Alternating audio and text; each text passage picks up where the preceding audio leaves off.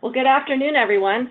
I'm Susan McGuire, and I'm Manager of Professional Development at ACCE, and I'm happy to welcome you to today's Chamber of the Year Award winner webinar. Today, we'll hear from Amy Carrington, the Director of Leadership Development at Commerce Lexington, Mark Turner, Chief Communications Officer at Commerce Lexington, and Camden Skidmore, the incoming Chair of the Leadership Lexington program. Together, our panel will discuss Commerce Lexington's award-winning Leadership Lexington program, which has been a mainstay of the Lexington, Kentucky community for more than 35 years. Before I turn the program over to our panel, I do have a few housekeeping notes. First, attendees are in listen-only mode during the webinar to avoid background noise. Second, after the panel's presentation, we will have time for some questions, which you can ask by using the question function of the webinar. The question box is on the lower right-hand corner of your screen. Just type in your question, and I will read the question to our panel. If we run out of time and don't get to your question, or if you have a question that you would prefer to discuss with the panelists individually offline, please feel free to contact them directly. Their contact information is on the slide in front of you, so don't hesitate to do that. We can also get in touch with you after the webinar. If you've already typed in a question, but we run out of time and don't get to it, we will get back to you.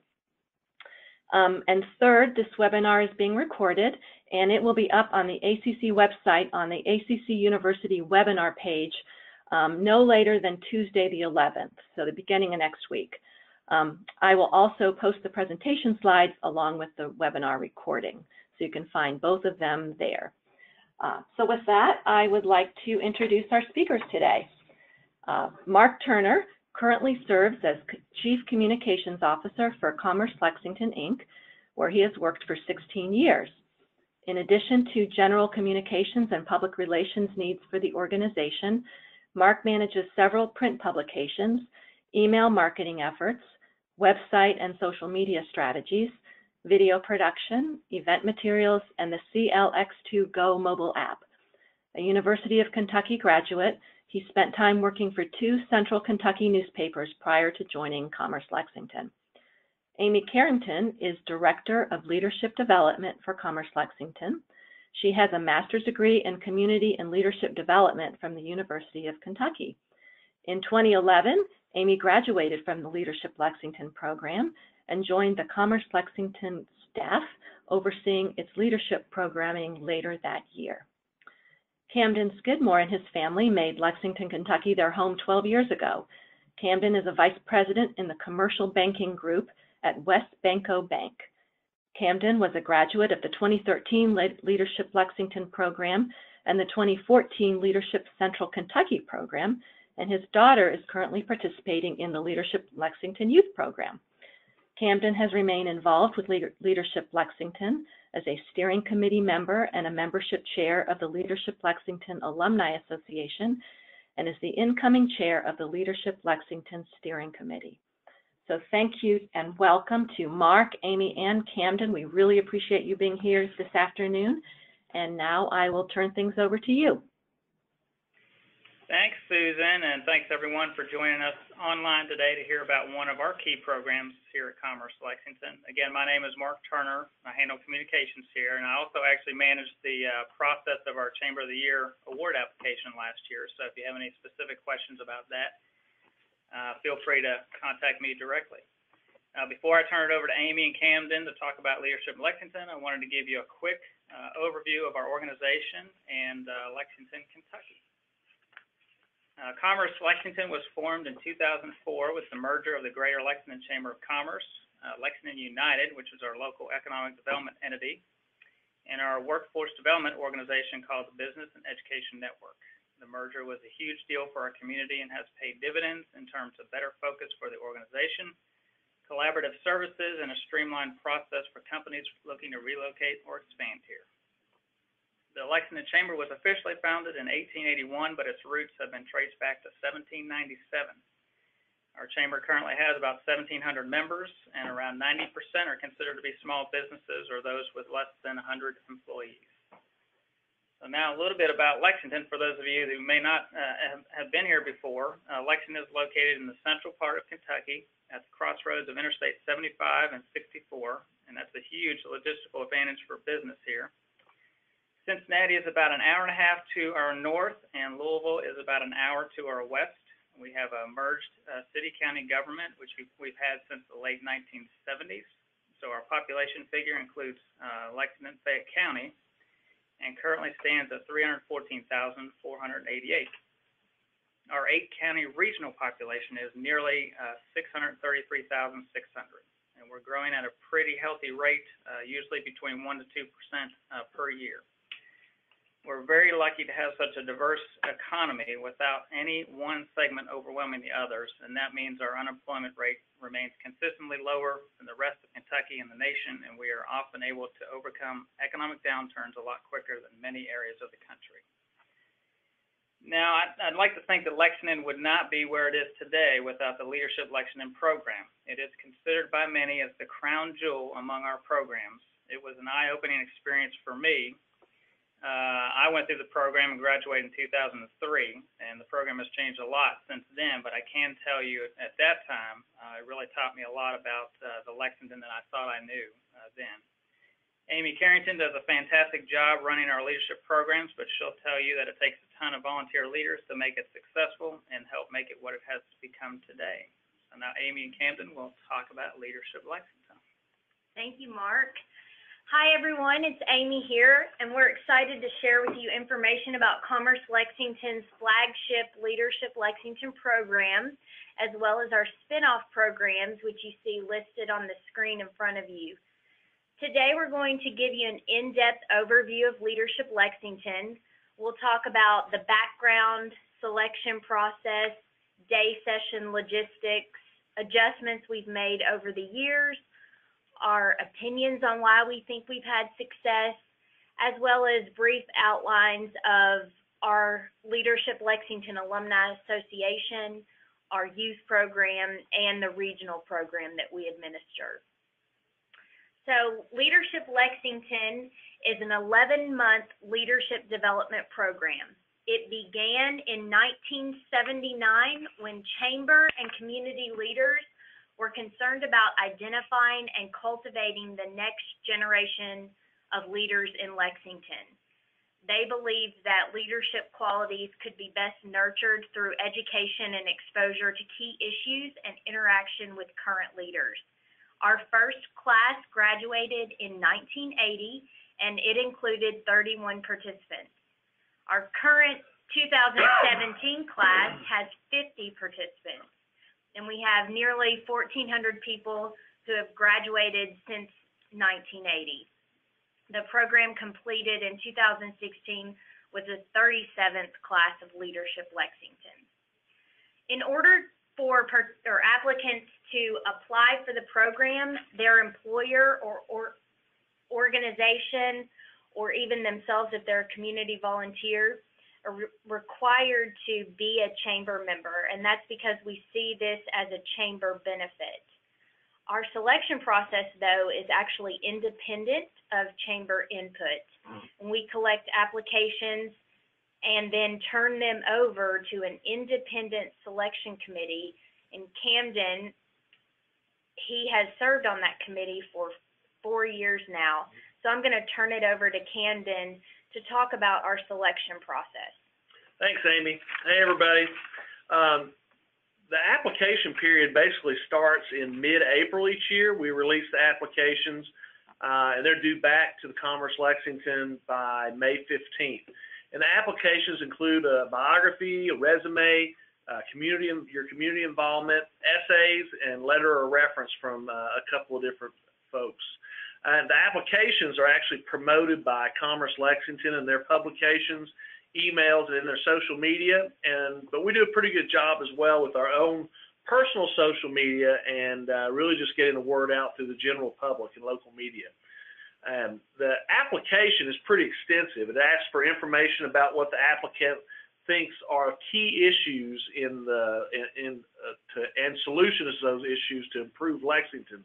And most of the essays are 200 to 500 words. We get approximately 80 to 90 applications for Leadership Lexington each year, and we only take 50 folks, primarily because of a limitation on transportation in buses, but this does add to the exclusivity of the program. After we get all the applications in, the steering committee, which is made up of about 25, well, right at 25 former alumni, they grade each and every application. And then we put a lot of effort to ensure that there's cultural diversity in a variety of industries and organizations that are in the class once we start deciding. We spend a lot of time beforehand trying to recruit a diverse group of applicants. And the belief is that multiple viewpoints of different segments of the community both enhance the program and ultimately our community. The steering committee members review each of these applications. We score all of the applications, and that can take up to 20 to 40 hours per steering committee member. So you have to split them up in multiple days and try not to get overwhelmed, but a procrastinator does not do well in that environment. The score is based on background, community service, leadership qualities, personal insight, and issues facing the community. When we do meet to do the selection after we have them all scored, the steering committee, which is a group of people with varying opinions and backgrounds, it makes it tough to sometimes land on a class, but those applicants are stack ranked due to scores, and I think there's actually some kind of mathematical calculation one of our former alumni have come up with to try to take out some high scores and some low scores, but not make it too complicated. But after we select a class of 50, we select 2 to 3 alternates in case someone cannot meet the attendance policy or they're unable to pay for the program without a scholarship. So we do receive a lot of support from the local chamber leadership, but they do not weigh in on the applicants. They don't meddle in our process, which adds to the integrity of the Leadership Lexington program. So they don't pressure at all to make sure that we bring somebody up that didn't score high enough and put them in there just because they're from a big donor. That has created issues over the years. Amy and the chamber staff have had to have some difficult conversations with some of our large supporters when their applicant did not get into the class. But again, it adds to the integrity and how the class progresses. So they also use that as a coaching method for that chamber member. Sometimes that chamber member doesn't realize how hard it is to get in the program and how exclusive it is. So it usually ends up that they have more respect for the program and spend more time on their applicants or selecting their applicant to send through the program. And once the class is selected, we have our program beginning in August, and we start with a Get Acquainted reception, which is the same week as our overnight orientation. The Get Acquainted reception falls on Monday night, and class members come for about 2 hours. They get to meet other class members as well as our steering committee members. And then they also sign up to carpool to our 2-day overnight orientation retreat later that week, which is about a 2-hour drive from Lexington. The orientation is mandatory, and this is in order for class members to really get to know each other, spend time with each other, and to develop cohesion as a group. Following orientation, class members are going to come together the second Thursday of each month for the 10 months following until we conclude the program in June. The day sessions are starting at 8 a.m. and they end at 5 p.m.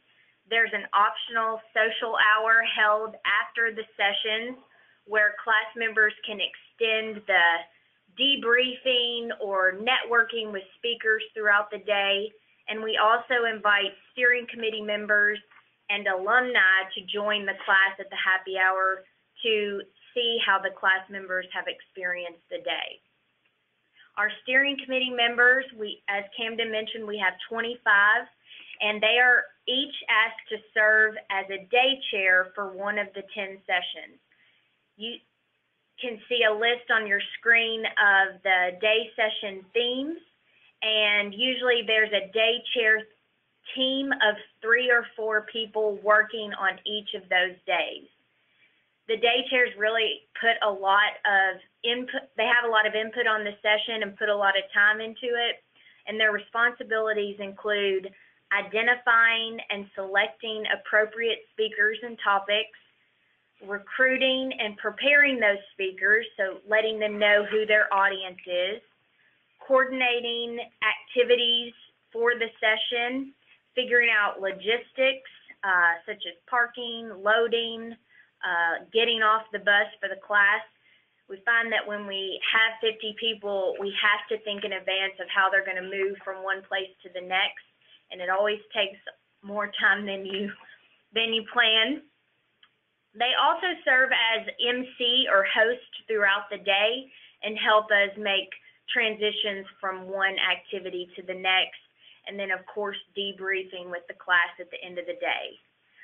One of our most popular days, since we've included it in our day session lineup, is Equine Day, and Camden has chaired that for multiple years, so I'm going to let him elaborate on that session to show you an example of how the day chairs plan the day. Yeah, and going back on what Amy was talking about earlier with the day chairs participating in the days, it's a competition among all of us to see who has the best day. After every session, and Amy will get into this later, they do a survey, and we get scored on how our day went and how each of the segments went, the speakers and all that. So we're always trying to make sure that we have the best day of the year. And then also that survey lets us go back, and when we're deciding and identifying our appropriate speakers and topics, we can pull out the ones that got bad grades and look to make them a little bit better. But to go back to Equine Day, it used to be Agriculture Day, and in 2012 we changed it to Equine Day, recognizing that for Lexington, Kentucky, the horse industry is a signature industry. Like I'm sure most of you guys have something that your town is known for, or your city is known for.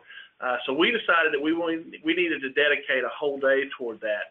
And you know, everybody knows all about thoroughbreds and racing in Kentucky, and we do talk about that, but we dig a little bit deeper. We go out to the horse park and we learn about sport horses that do the dressage and the hunter jumper.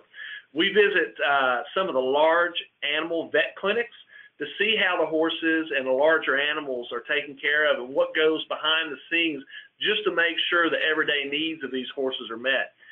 We go out and we visit nonprofits and that have to do with the horse industry. Some of them have to do with retiring the horses. And some of them are working with disabled individuals to stimulate how these horses can be used in therapy, whether it be trust or PTSD. It's really amazing. You know, we can't miss a trip to our local thoroughbred track, Keeneland, but when we're there, we don't watch the horses race. We go to the backside barns and we learn about the folks that are there that are actually the ones behind the scenes that are making a living on the horse industry by working at the barns, by being trainers, by being exercise riders, and other aspects of the thoroughbred industry that we don't normally see. But our centerpiece of the day is that we do make a trip to a working thoroughbred farm, and the class learns about the business of thoroughbreds from breeding, training, selling, racing, all aspects. And we have alumni that are scattered throughout these different horse farms, so we get actually behind-the-scenes tours. And another thing that Amy didn't mention is we don't pay for our people to come speak to us. These are all contacts in our community. They're all people that have heard about the Leadership Lexington program, and they use that to promote themselves, to promote their industry, and to promote whatever it is that they're trying to do with their business. So it's really fun. So some refinements or adjustments we've made over the years to Leadership Lexington. As interest has increased in the program, our class size has increased. I mentioned that our 1980 class, the first class, had 31 graduates. In the early 2000s, there were 35 to 40 participants, and today we have upwards of 50 people annually selected for the program. Starting in 2011, we decided to add a social chair role for a class member or class member group. And these would be people who organize the social hours that come after the sessions, as well as outside activities for class members to continue to get to know each other and each other's families. So they'll do bowling outings. You'll see on the screen there, we had a holiday party where people wore ugly sweaters, and just all sorts of things depending on what's going on in the community and what the class would like to engage in. After that, a couple years after the social chair role was created, we added a service chair role, and similar, this can be a class member or class member group, people who want to organize some volunteering in the community. This is outside of the class projects, but it might be a need that someone in the class is aware of for volunteers, and they can ask fellow class members or their families to join them. And it's also an extra opportunity to get to know each other. So each year these roles have become more important, and they continue usually after the class graduates. The social chair will organize lunches for classes to get together once they're alums. We have also added a class project component to the program, and this is where groups of participants work on a community issue, and the impact and significance of these projects has increased over the years as well. We've had several attempts over the years to start the Leadership Lexington Alumni Association, and the last attempt in 2011 was a class project, and that has sustained. So this has been a great thing for us because it helps keep graduates involved in a variety of ways, and Camden will talk about that a little bit more in a few minutes. And then in 2004, another class project was the creation of our Leadership Lexington Youth Program for high school juniors in Fayette County. Just a few years prior to that, regional leaders saw the importance of creating a leadership program that would connect emerging leaders across county lines, so they formed a nonprofit called Leadership Central Kentucky, which contracts Commerce Lexington to administer its programming.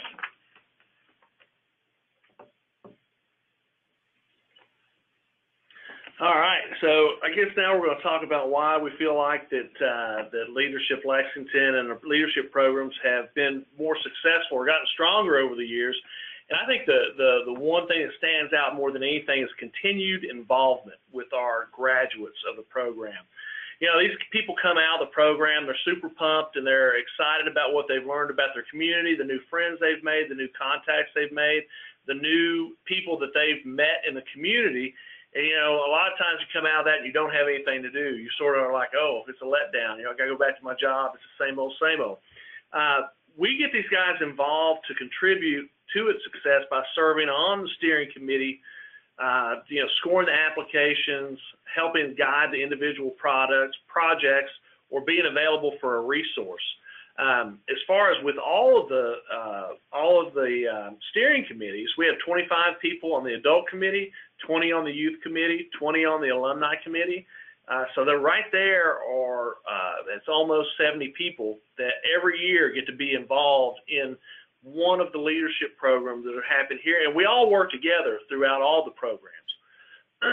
So we've got a list of alumni who want to be a part of the steering committee coming in. We're going through that process right now of picking our folks for each one of the committees, and it's kind of tough. But we identify members in the current class who help add a diversity and the energy of the committee, and then we look at people that are in the past that want to come back and give more, and you know, maybe they haven't had time over the last couple of years, but now they're able to get more active. The class projects for those groups help the current class really gel together. They get in those small groups, and they get to know each other well. And they also, when they get out of the program, they tend to stick together, and they get together outside of class or outside of Commerce Lexington, and usually they're recruiting each other for board positions or recruiting each other for volunteer positions, and it helps them get more involved in the community. We also do, I talked about this a little bit before, we do an after-action review that's conducted at the conclusion of every program where we make changes based on the feedback. We get together as a day chairs of a certain day. We'll get together. Amy will send us the feedback directly after she gets it, and then we sit down as a whole steering committee and we talk about things we could do different to make that session a little bit better. So it's a great tool to see what went wrong and why. And again, we use it as a ranking for us as steering committee members to see who's the best. But the last couple of things are prestige and importance is placed on the program by the Commerce Lexington board, our board of directors, the graduates, and they keep it in the forefront of our civic and community happenings. We get a lot of publicity, and it helps. Recently at an Emerging Leaders Conference that we put on here, we had 15 to 20, or I had 15 to 20 people that asked me, within an hour and a half of, how they could apply for the program, that they knew I was involved. So the alumni identify themselves as graduates. They introduce themselves and tend to run in packs. They stay engaged with their class. And it's all because the Commerce Lexington does a great job of keeping those people engaged with the existing program. So I'm going to elaborate on the class project component of Leadership Lexington now. So how project ideas are decided on, it all takes place at our orientation retreat. Class members have an opportunity to pitch a community project idea to their fellow classmates. In their applications, the program applicants write about an issue of concern, as Camden mentioned, and we encourage our class members to use whatever they wrote about as an issue of concern as a great place to start for formulating their project idea and making that pitch. Not everyone has to make a pitch. It is optional, but this past year we had over 20 project pitches. So we have a system of how we narrow that down to 4. We want to manage 4 different projects for each program year. And so once the top 4 project ideas are selected, then class members will self-select at the orientation which project they want to commit to for the program year. Once the class members are in their project groups, and this is still while we're at orientation, we are using the DISC Personality Values Assessment Tool, which they all take prior to the retreat. We're using that as a tool for them to help get to know each other and to understand what each person in the project group is bringing to the table. And we use the retreat as an opportunity for the projects to start formulating their vision, goals, and strategies for accomplishing project within the program year. So our expectation is that they will find a conclusion or a next step by that June last session when we have a end of the year project debrief, where each project group is talking about what they have experienced throughout the year, challenges they faced, things that they learned through the project experience. So the projects are not only an opportunity for class members to have a positive impact on the community, they are an opportunity to practice skill development and to learn group dynamics. So we spend a lot of time on the projects. We don't have a class time or day session time on the projects, but at each day session throughout the year, the groups are giving a report out. It's a 5-minute progress report. This is what's going on with our project, and we have alumni come in to hear and assess how the progress is going throughout the year. So some topics that class projects have addressed in recent years are public art, hunger relief, education skills gap, financial literacy, workplace wellness and health, children's literacy. We had a zero waste community planning project. This year there's a project on felony expungement, as well as a project on community engagement for our comprehensive plan that our city is getting ready to undergo. And some recent projects that have continued once the program has concluded, this project group decided to continue the work that they've been doing. We had Nourish Your Neighborhood in the class of 2015, which was a community hunger relief initiative. It's still going on. The class of 2014 had Support Oncology Services, an initiative to provide free child care for children, grandchildren, and siblings of cancer patients while they go through treatment. And in 2013, Bluegrass Wellness at Work was a 4-week competitive workplace health and wellness initiative that was adopted by a local nonprofit that has continued. One particular year, recommendations for a project came from Commerce Lexington's intercity visit to San Antonio. An attendee of the leadership visit saw the downtown pedestrian wayfinding signage in San Antonio, and he pitched that initiative to his class. It was adopted, and Vision Lex was launched in 2013. And it took a couple years, but the wayfinding signage was in place in time in downtown Lexington in order for us to host the Breeders' Cup in 2015. So next, I'm going to turn it over to Camden to talk about Alumni Association. So, as Amy pointed out, the Alumni Association, which started out as a class project in 2011, I think she said it was. I didn't graduate till 13, so I wasn't a part of that, but we've tried our best to keep it going. All the Leadership Lexington graduates are eligible. Yearly dues, annual dues are $35 a month. We set those up on a PayPal reoccurring payment each year, and lifetime dues are just $300 for anybody that wants to pay one payment. The primary goals of the Alumni Association are to support the projects of the class every year through peer advisors and providing resources. Those resources could be funds, or those resources could be connections to other alumni or other business contacts that we have out in the community. So our peer advisors act like a project manager for the group. They very rarely interfere unless they see things that are going sideways, or if the group asks them to step in. The Leadership Lexington alumni also they help out. Like we introduce them to people if they're having an event and need food. We find somebody to donate food from a local restaurant.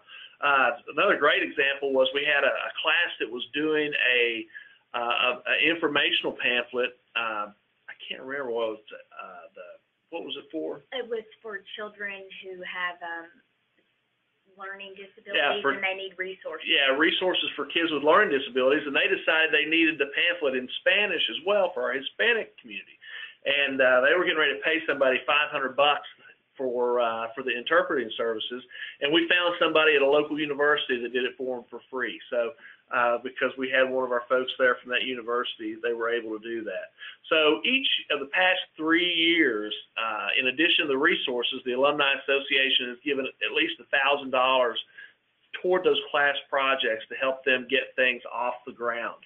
Now, we also provide scholarships for the Leadership Lexington program. There are a lot of people out there that don't have the luxury of working for a big bank or a CPA firm or a law firm or something like that, where their employer will pay for it. We have a lot of folks that are in the arts, nonprofit, and that are so integral in our community, and we don't want those people to be left out because of that. So the Alumni Association will look at, when somebody presents their application to Leadership Lexington, they also have a spot where they can submit for a scholarship.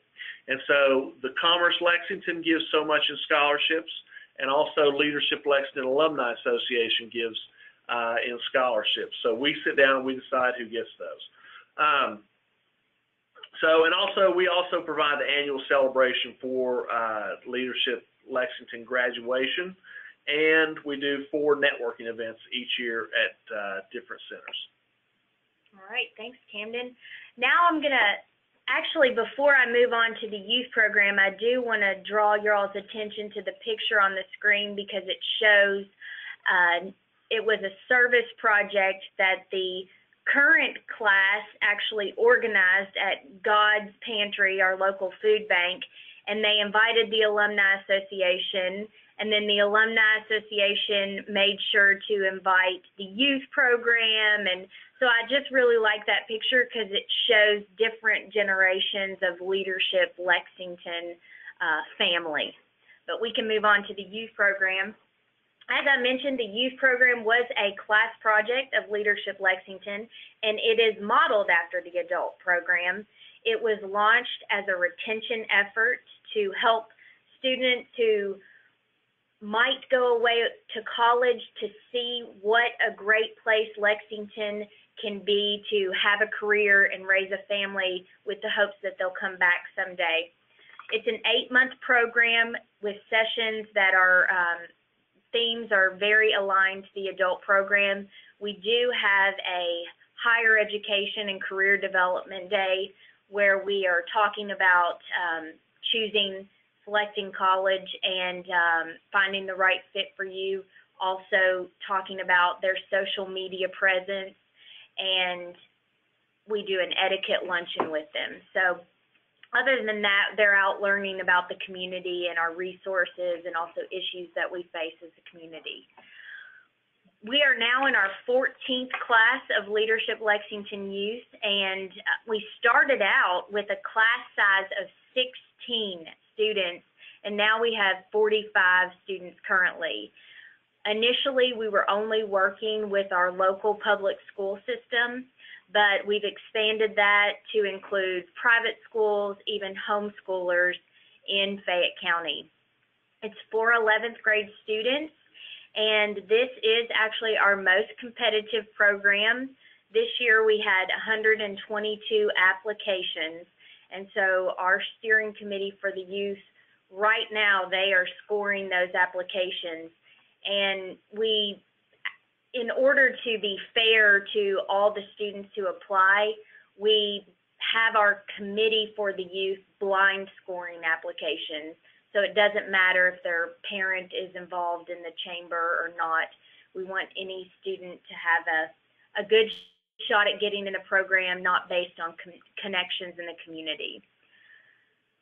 This is our first year for having a steering committee member that came directly from the youth program. Generally, our steering committee members from the youth program were graduates of our adult flagship Leadership Lexington program, but I met someone in the community who is an accountant with one of our accountant firms here, and he expressed an interest in joining the committee, and so I decided to try him out, and he's been a wonderful addition, added so much to the program, and we're looking forward to possibly adding some more youth program graduates to that steering committee once they are in the working world. Camden's daughter is in the program this year, Lauren, and I thought Camden could share some insights he's gained through Lauren's experience in the youth program. I'll be very brief because, as you guys know, with teenagers, they don't want to sit down and talk about a lot of this. And when Lauren was taken into where she was accepted into the program, she told me that I was not allowed to come hang out at all the day sessions. I had to let her do her own thing. So I did. But what I would tell you that she said was that it gave her a more well-rounded view of Lexington holistically. Before the program, she kind of knew what was going on around her, but now she understands the diversity of the businesses in the city and the services, public and private, that it takes to support them. Gave her lots of new ideas for community service that she would not have been exposed to.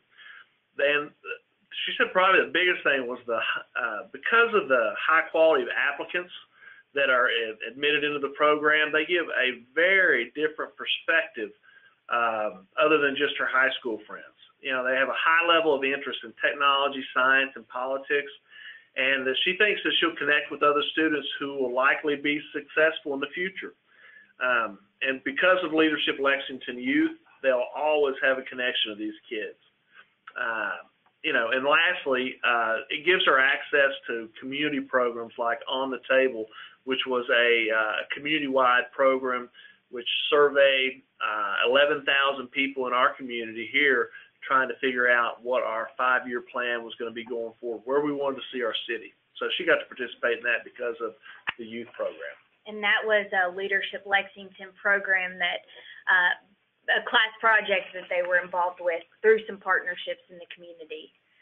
But now we're going to talk about Leadership Central Kentucky, which is a regional program that is a nonprofit, so it's not within Commerce Lexington, but it does contract Commerce Lexington to have us administer the program, and I, in my role, serve as Executive Director of Leadership Central Kentucky Foundation.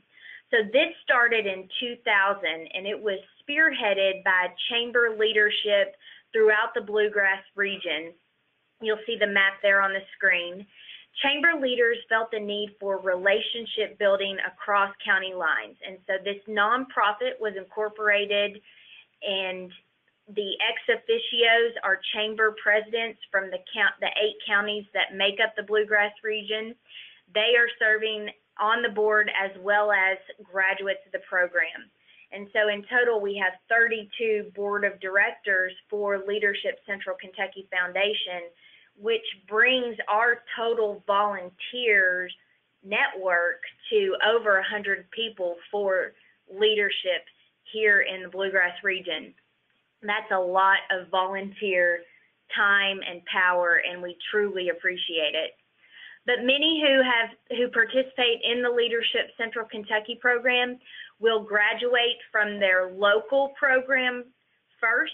We have a number of Leadership Lexington graduates who will do Leadership Lexington, and then the next year they'll go right into Leadership Central Kentucky.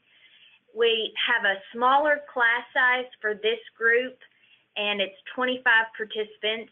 There is not a class project, but it does include an overnight orientation, and then 9 sessions follow on the 3rd Wednesday of the month. So it's a wonderful next step for our Leadership Lexington graduates. If they are not ready to get involved on the steering committee, they can continue the learning through Leadership Central Kentucky, and then our state has a leadership statewide program called Leadership Kentucky that can be another step for them. But before we go into Q&A, just wrapping up here, I think also what I would say, if there's any takeaways from our experience with these leadership programs, is because it has been around for 37 years, we have a great network in our community to pull from and to help make this program a success. We are using the social capital of Leadership Lexington to continue to help this program grow and thrive. And it's just making sure we tap into the network and be a welcoming place for people to come and give back, because when they graduate, I mean, many of you probably have been through programs, you know that it's a meaningful experience. So with that, we can turn it over to Q&A. Susan? All right, thanks guys. That was a terrific presentation and such an exciting program. So we really appreciate you telling us about it and sharing your experiences. Folks, if you have questions, you may ask them by typing your question in the question panel on the right-hand side of your screen. Just type it and send it, and I will read them off, and we'll just go through as many as we have time for. And if we need to talk with you offline, if you have other questions, that's totally okay too. So we do have a few already. Here's the first one. Of the 30 to 40 applicants that are not accepted each year, how many apply a second or third time? I would say we see 5 return immediately, and then others might take some time off to get some community involvement experience in order to make their application, I guess, receive more points, because there is a section in the application that asks for community involvement, and usually if someone doesn't get into the program, it's because they don't have the experience of being involved in the community. So often they'll ask me, well, why didn't I get in? And I'll respond giving feedback on the application itself, and then they will maybe take a couple years to go get community involvement experience. Camden, do you have any insight? Yeah, I was just going to say what you finished up with is we don't broadcast it that we'll tell you why you didn't get in, but if you care enough to come and ask us, we can give you advice, or we will give advice on what some of the things that, you know, not guaranteeing to get in, but here's some things that you can do to make your application better. But I've also met people in the community who have approached me and are angry because they didn't get in 5 years ago. So we definitely, that does turn some people off. But, you know, that's a risk we're willing to take. Okay. Are there central principles that ground your programs, themes that you return to in the various sessions? Well, our tagline is engaging the heart, challenging the mind, and fostering the spirit. And so the experience in itself, we want to open people's eyes and make them aware of what's going on in the community. And so at each session, a good thing for the steering committee team to ask is, what is the leadership issue at hand for this particular topic? So for Equine Day, we're working on planning that session now. What is the leadership issue at hand? Well, our Kentucky Horse Park has been in the news lately. There have been some challenging things going on with it, how it's been run, and so we definitely want to tackle that issue. We also, you know, we have a diversity day that's very meaningful to people and helps them learn about each other in a way that they wouldn't get if they didn't go through that type of training. So we're always going to have our diversity workshop included in the program. The project is a key learning opportunity for our class members, and so that's a mainstay. Anything else you would add, Camden? I think I would.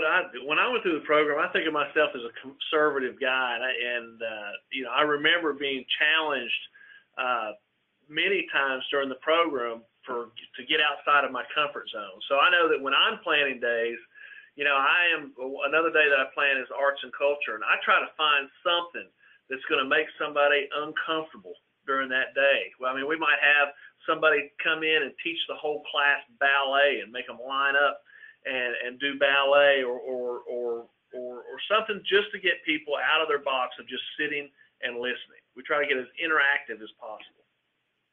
Yeah, I hope that answered the question. Okay. This is a related question. Basically, how is the curriculum put together for the program?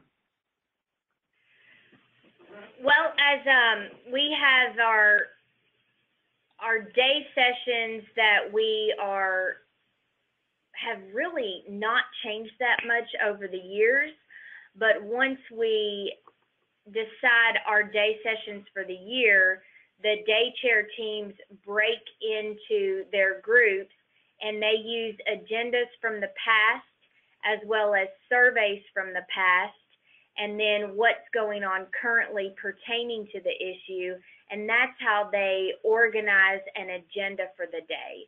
So it's based on previous years. It's including what's going on currently with regard to that issue or day session theme, and then at the end of every Leadership Lexington year, we do an after-action review where we get feedback from the class members, and they're telling us how they have experienced the year, and we get a lot of great ideas for our curriculum through that as well. Yeah, and in those reviews, when they take those, they give recommendations in there too. I mean, most of them are just yes, no, yes, no, yes, no, but you get people who will say, hey, we didn't like this is why, and here's what we think you should do.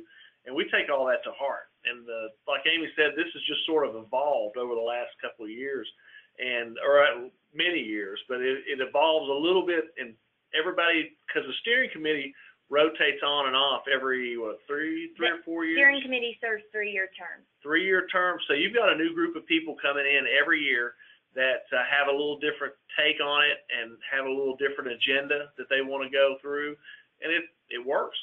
And the bookends of our program year are the orientation it's always about the class getting to know each other, using that DISC tool to get to know themselves, and then selecting a project, getting to know their project groups, and then launching into the year. Now that end of the year session is focused on reflection.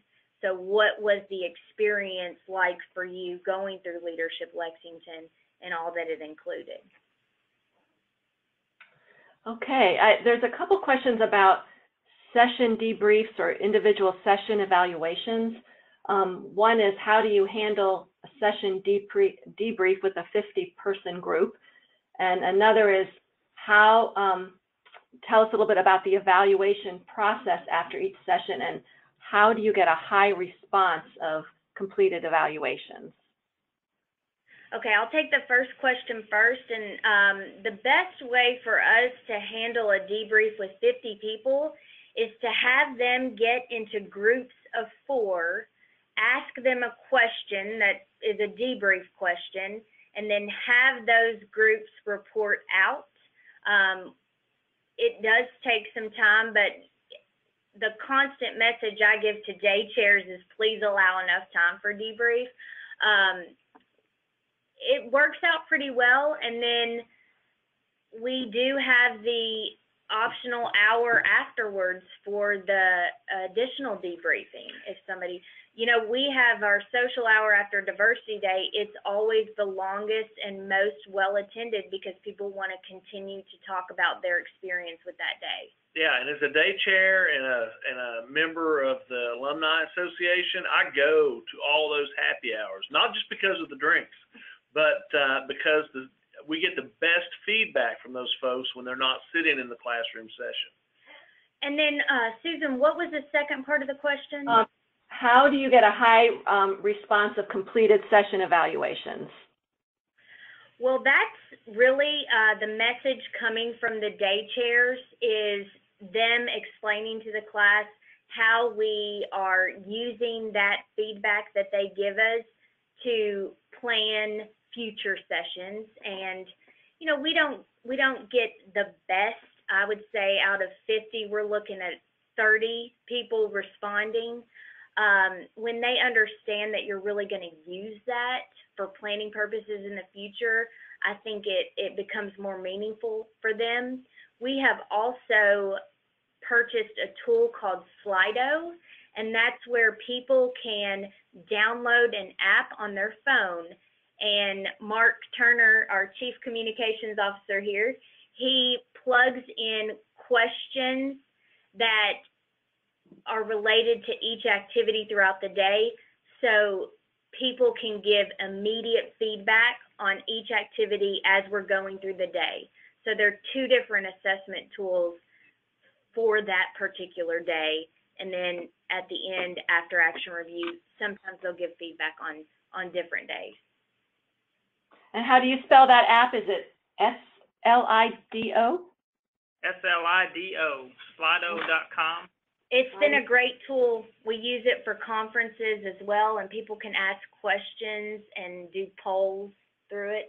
So I think just to add to Amy's thing, probably just have a number of different ways for people to offer feedback is probably the way to go, because not everyone's going to use a paper survey. Not everyone's going to use their phone to do it. I mean, everyone likes different ways of doing it. So if you offer them different ways, you'll probably get a pretty high return that way. Yep. Okay, great. A couple of questions on cost and dues. Can you clarify the dues for the program?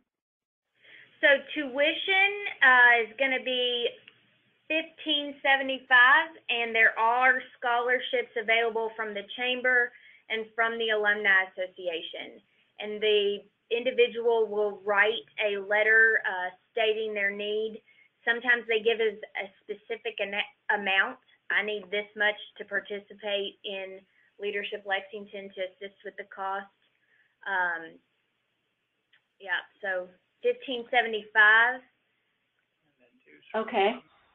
Oh, our alumni dues are $35 annually, or you can be a lifetime member for $300.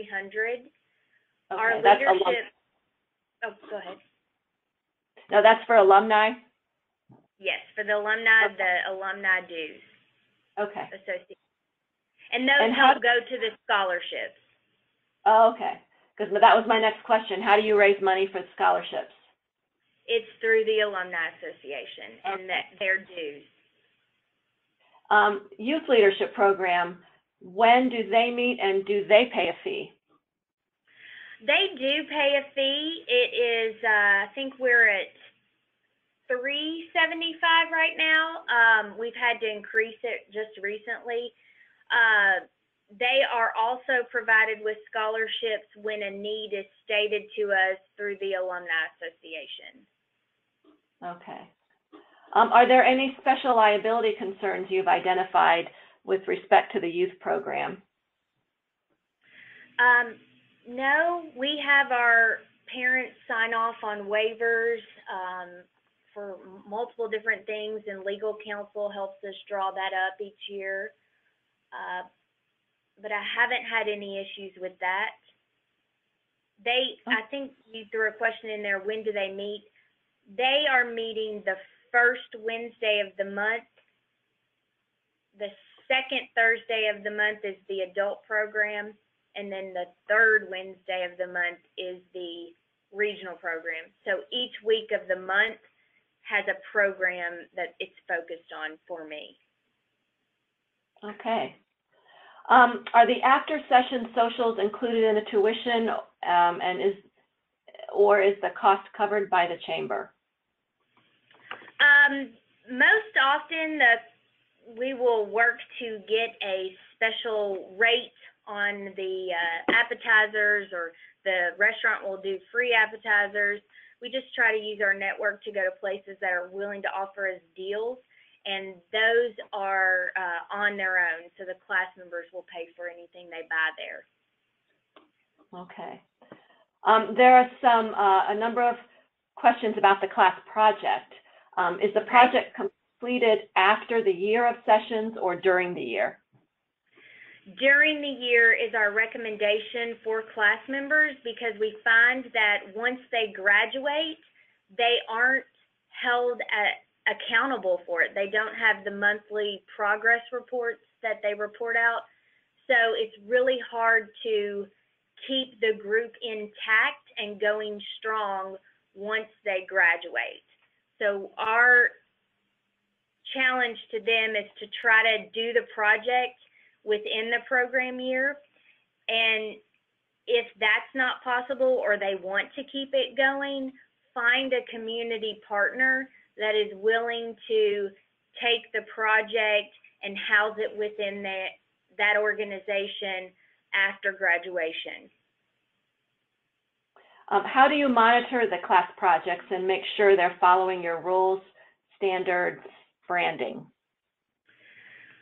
Well, through our alumni peers, and also I try to touch base with each project group has a leader, and so I stay very close with the leader.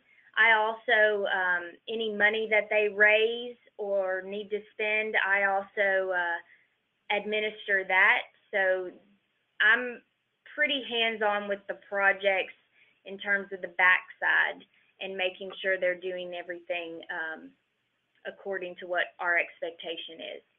And we make sure when those projects are putting out press releases or public notices or something, those are all branded through Leadership Lexington and not Commerce Lexington. So they're not, Leadership Lexington is a Commerce Lexington program, but we want not only the visibility to go to the Leadership Lexington program, but we want those folks that are involved in it to get the most visibility and get, recognized for what they're doing for the community and stuff, and not Commerce Lexington. So it all goes back to the Leadership Lexington notoriety and that kind of thing.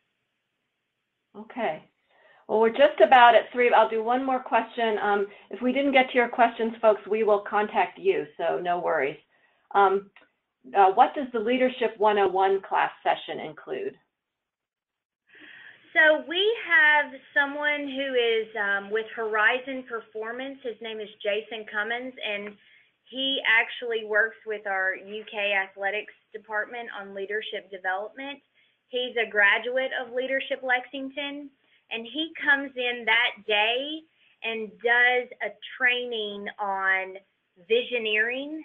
So you have a vision, you have goals and strategies, and that we find is a good thing to help with the projects. He has these tools where they can take their ideas, or it could be something personal if they don't want to use their project for the worksheet, but it's just a good way to launch the program year, getting people to think about how they want to improve something in a community or improve themselves. We also meet with leadership of the city. So our mayor will address the class and do Q&A with them. We, if there's a community issue going on that's really big, like when we had the Breeders' Cup, we wanted to highlight what that meant for our community. And then there's people from past projects come back and talk about their experience with the project that they completed during their program year. And we've had projects not complete anything, so we've had those people come back and talk to the class. But our philosophy is, every experience is a learning opportunity, as long as we're debriefing what went wrong externally or internally to create barriers for getting the project done. So we're just really trying to focus on helping them gain some training and tools for their toolbox as they move through their leadership year. Okay. Well, we're just about out of time. Thank you so much, Amy, Mark, and Camden. We really appreciate it. And thank you all for your terrific questions. If we didn't get to your question, we will get to you after the webinar, or you should feel free to contact Amy, Camden, or Mark. Their contact information is on the slide right now.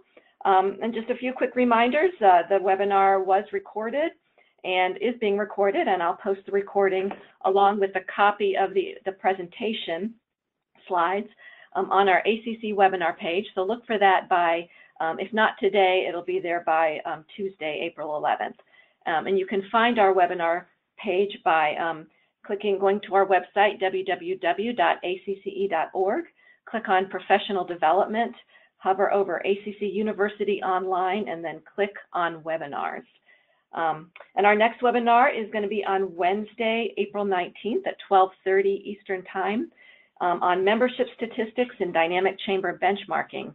This webinar will be particularly aimed at chamber team members working on membership development issues.